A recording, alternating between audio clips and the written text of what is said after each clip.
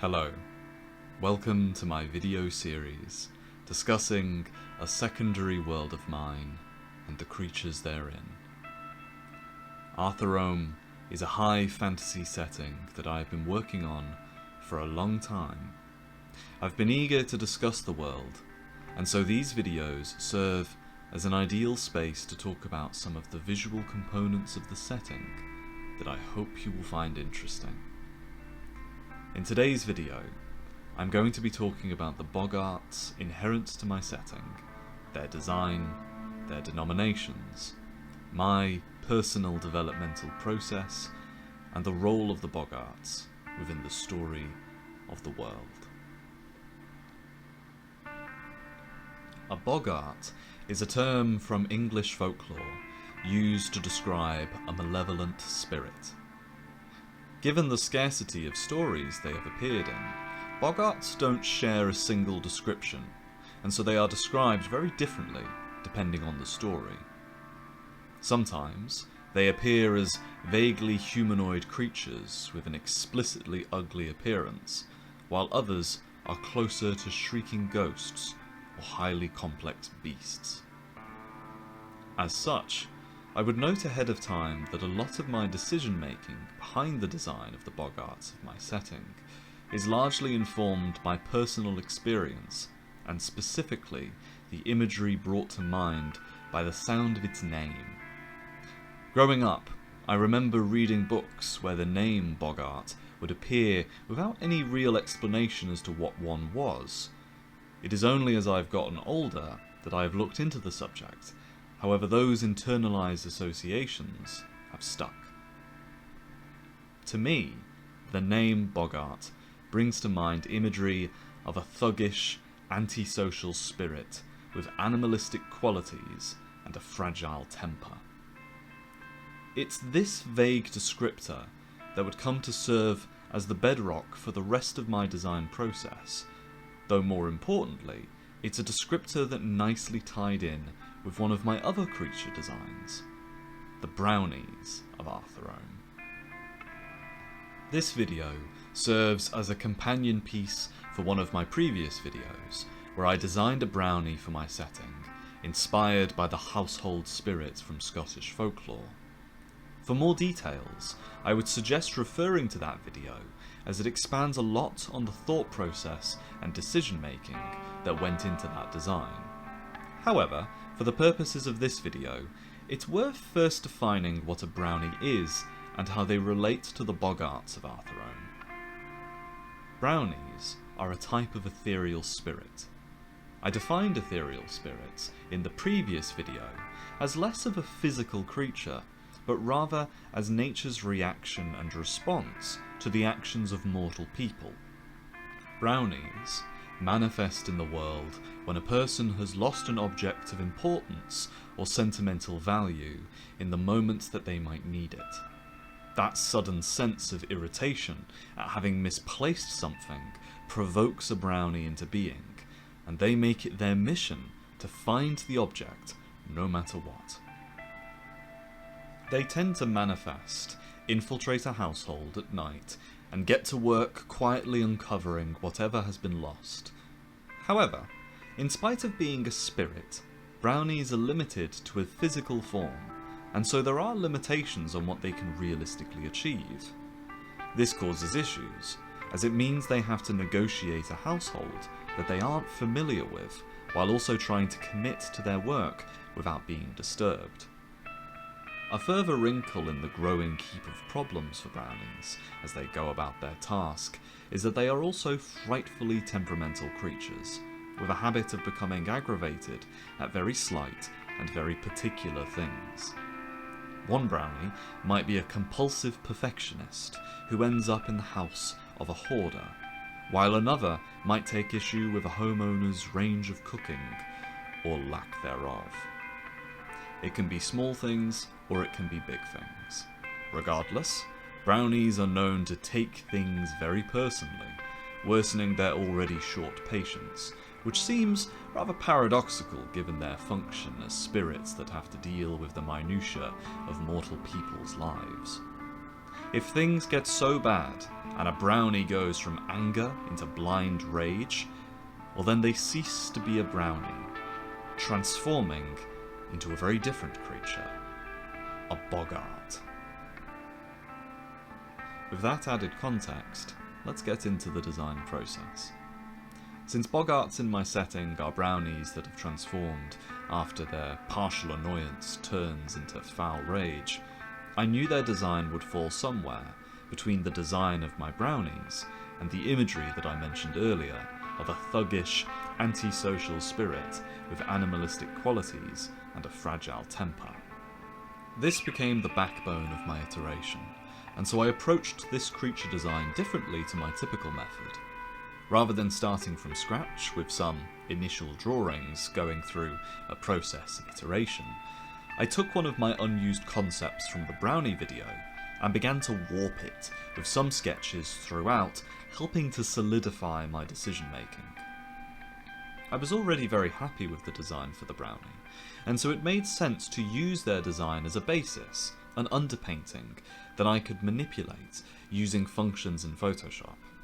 This way, I could preserve the feel of the brownie while exploring something suitably different, with both designs feeling internally consistent, as though one comes from the other. As stated earlier, the boggart needed to feel like a thuggish and angry version of a brownie, as this is the core principle behind the design. That said, there are a lot of ways we can go about designing an antisocial creature, and so with each iteration, I wanted to explore a vaguely different archetype of villainy. Some versions of the boggart are slimier and more conniving, while others are more overtly brutish and aggressive. However, it was important to retain the humorous aspects of the brownie, as ultimately they are very characterful creatures. It's part of their appeal for me, and so losing that characterization in the boggart might spoil the feel of both creatures.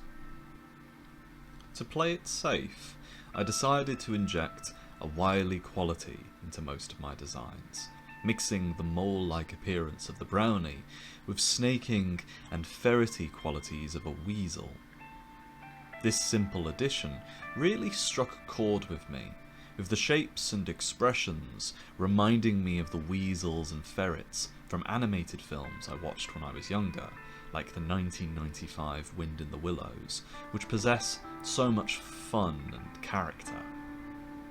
At this point, even as I was continuing the iteration process, there were some designs that I was gravitating towards, and so I ultimately settled on a pair of iterations that appropriately fit the different denominations of boggart that can manifest from an angered brownie. With that said, I think we've spoken enough about the design process at this point. Now, I'd like to go into more detail, looking at the creatures as they are described in the narrative, starting with one of their denominations, the vandal boggart.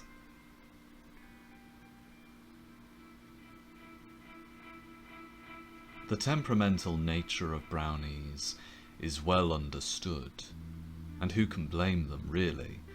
After all, the purpose of a brownie is to locate what others have lost, yet they possess only a fraction of an inkling of where to start.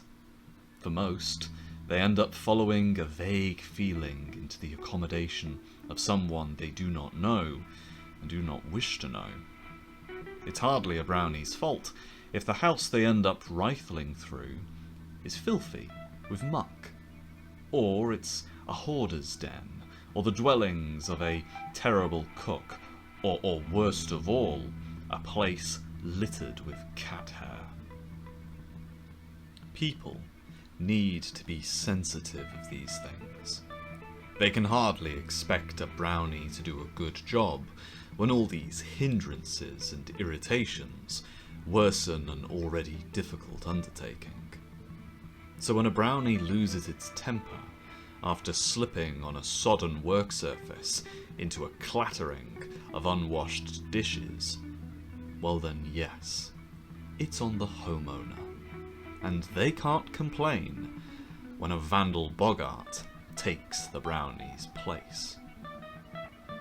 This is the sentiment of the Hunters Guild by the modern day.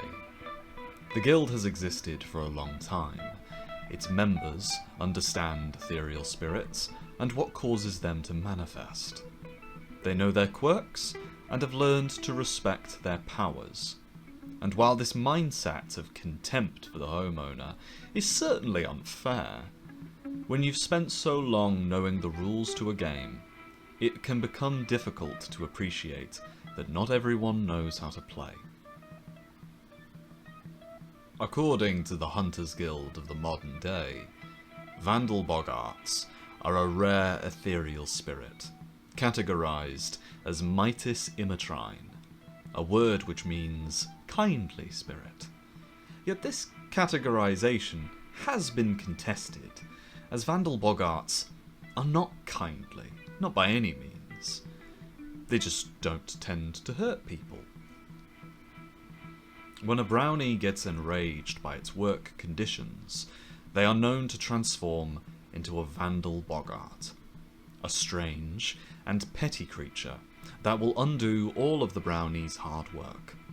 They are known to throw seething tantrums, running around a household, scratching furniture, eating stores of food, stealing shoelaces, and chasing household pets. This fit of angst and spitefulness is known to last for a couple of hours at a time, with some vandal boggarts known to flee at the crack of dawn, only to return the following evening to continue their wrathful obliteration of a person's homely comforts. Way back during the early years of mankind's occupation in Heracad, brownies and boggarts were a relative mystery, and so the villainous vandals were poorly understood and ultimately feared. Ignorance gave way to superstition, and for 2 decades it became common practice for an honoured Nimangane giant to be given a key to each dwelling in a village so that they might survey it for vandal boggarts in the dead of night. Thankfully, a handful of written accounts from these days have survived and were later recovered by the Hunters Guild. These passages described instances where Nimangane giants had quelled a vandal's temper with sweet treats and an expression of admiration for its deviousness. The Hunters Guild soon realised the nature of brownies and boggarts, and so, after many difficult years of trying to share their findings with the world, it became common practice for homeowners to set aside a bowl of treats, honey, and cream platters upon a tabletop that the vertically challenged brownies can reasonably reach. However, this requires a level of foresight that most people would not necessarily jump to, given the scarcity of brownies. After all, it's not a guarantee that one should manifest if a person loses something. It's a roll of the dice. As such, should a homeowner discover a vandal boggart within its home, they should remain calm, swallow their pride, before showering the boggart with praise and admiration. After all, boggarts are petty creatures, and so the quickest way to mend their broken temper is to feed its ego by commenting on the skillful hand of its destruction, its artistic flair at shredding pillows, its mighty hunger for the pillaged larder, and its well-informed prejudice for the household cat. As irritating and unreasonable as it might be, this is the nature of things.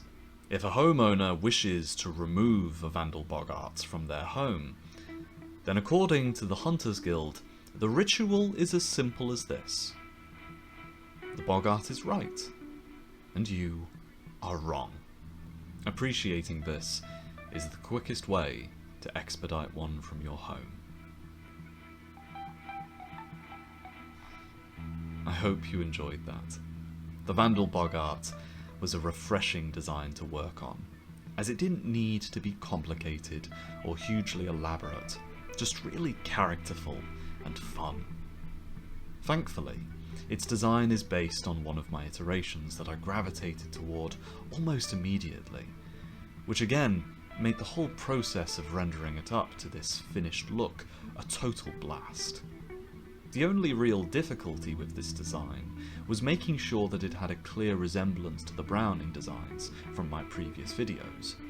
I incorporated some of the same design language and sensibilities, with a key feature of the design being the clothing worn by the Brownies remaining in the Boggart's design, but looking utterly shredded by the manic growth of the creature as it's distended into this new form.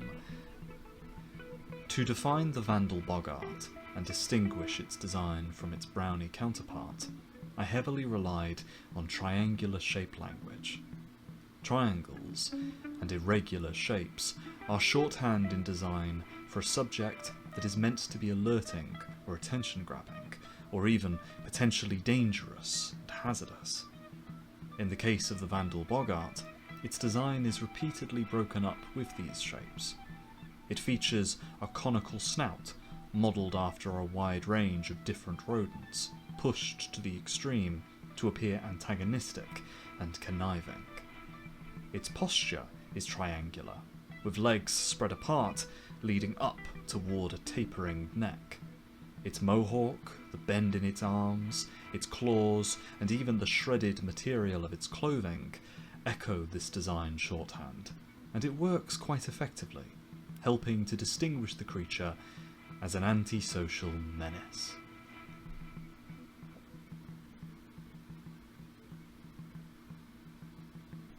Of course, Vandal Boggarts are not the only denomination of Boggart that can rise from the form of a Brownie ethereal spirit. There is another branch within their category, known as the Wrecker Boggart, a creature that shares a lot of similarities to its Vandal counterpart, but with some slight and more terrifying distinctions. A Brownie will transform into a Wrecker Boggart in reaction to one of two things. Either a Brownie is attacked by a homeowner before it can escape, or a Brownie discovers that the homeowner is not worth helping in the first place. The Hunters Guild has recorded instances where Brownies have unwittingly wandered into a person's dwellings to help them find a lost implement, only to discover the nature of their patron and the function of such tools as vile and murderous. In such instances, a Brownie's rage will go from being a petty and petulant thing to a sense of deep and unwavering vengeance. Alternatively, homeowners that ignore a Brownie's attempt to escape a dwelling upon its discovery and choose to pursue the creature with the intent on killing it will find that their attempts only prompt the spirit to defend itself. In both cases, Brownies are known to grow far beyond their natural size, their bodies swelling with fibrous muscle, their hair growing taut and wiry like spines instead of fuzz, and their faces becoming long and fitted with barbed teeth. When a Brownie completes its transformation into a Wrecker Boggart, it will arm itself, reaching into its knapsack for the one item that all Brownies universally share: a pair of knuckle dusters, wrought of steel, studded and sharp. People who have seen or survived a Wrecker Boggart know them to be brutal creatures of immense strength and greatly reduced intelligence. Instead of clear, rational thought, a Wrecker Boggart's mind is aflame with wrathful vengeance and sick one-liners, meant to shatter the ego of any who cross them.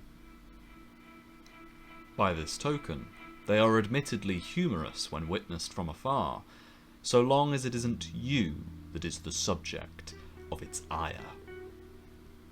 It is for this reason that when the time came for the Hunters Guild to meet with and honour the ascension of Emperor Salazar in 1344 FT, they petitioned a new law. This law would enforce the protection of the ethereal spirit category of Mitis Imatrine from all forms of harm. This was largely because all spirits within this category are good-natured and harmless, save for the Wrecker Boggart, which as far as the guild was concerned, isn't worth provoking in the first place.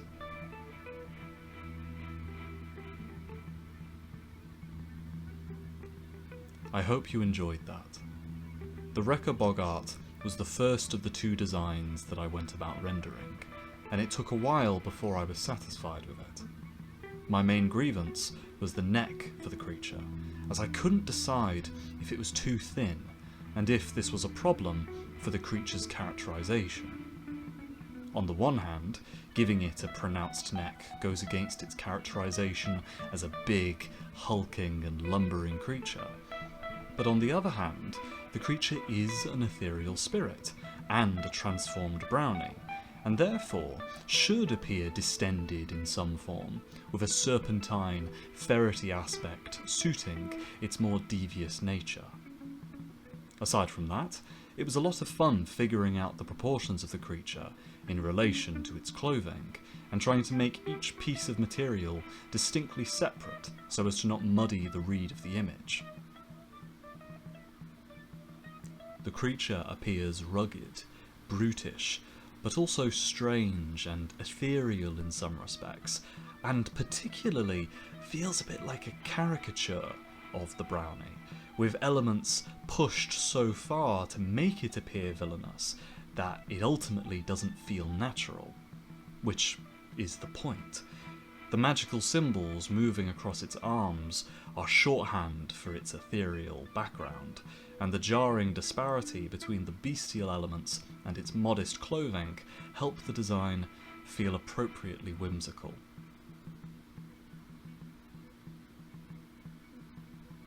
And so here are the finished drawings of my Boggarts.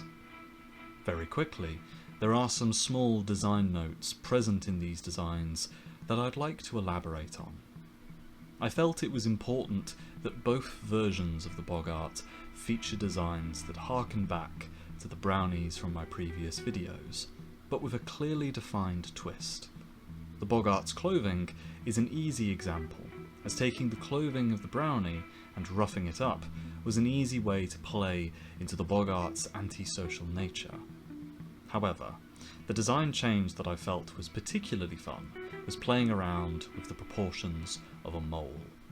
The original brownies resemble moles, and this was done to make them look cutesy, fun, and to play into their nature as creatures that dig around to find things for people.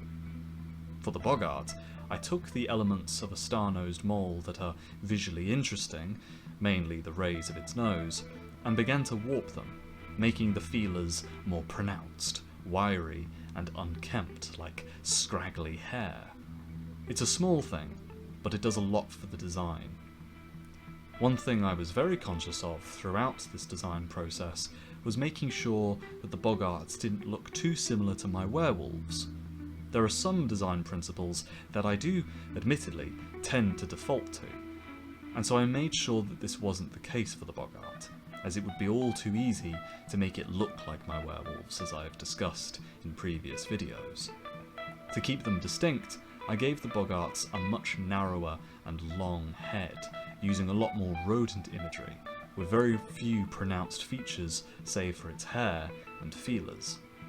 To compound this, I made sure the teeth appeared more understated next to the werewolf, painting them as small razors lining the inside of the creature's mouth, looking less intimidating, but more devious and evil.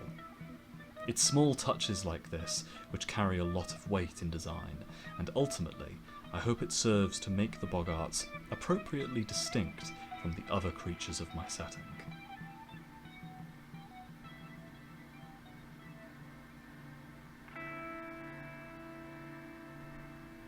Anyway, that's all for my Boggart redesign for the time being. I plan to come back to these creatures sometime in the future and give them some more attention. My hope is to illustrate the transition from a brownie into a Boggart, focusing on a named brownie character and giving some insight into her story. I will admit there are some things within these designs that I wish I'd pushed further, particularly with the regular Boggart, where elements like its muscle mass and the design of its knuckle dusters could have been pushed further, and so I hope to do this in a later iteration on these creatures. That said, thank you for watching. If you have any suggestions or requests of things you'd like me to draw, you can leave me a note in the comments below, as I will soon be working through them. Thank you, and see you in the next one.